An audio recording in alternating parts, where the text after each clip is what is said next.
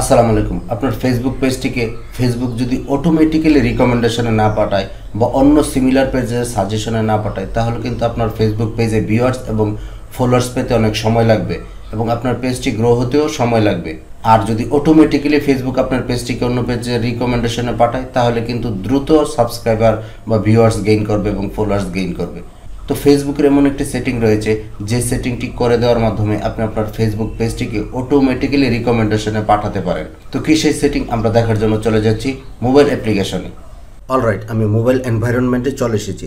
এখান থেকে আমি ফেসবুক অফিসিয়াল অ্যাপসটি ওপেন করব। আমার প্রোফাইলটি খুলে গেছে।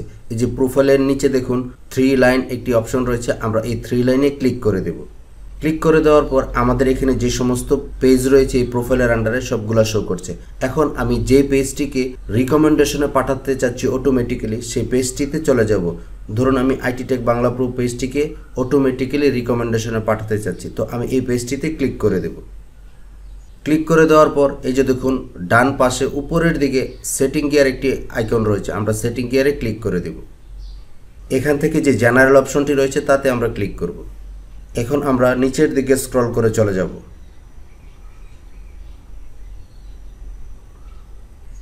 এই যে দেখুন সিমিলার পেজ সাজেশন, এই অপশনটি যদি অফ থাকে তাহলে আপনার পেজটি আপনার পেজের ক্যাটাগরি অনুযায়ী অন্য পেজের সাজেশনে দেখাবে না।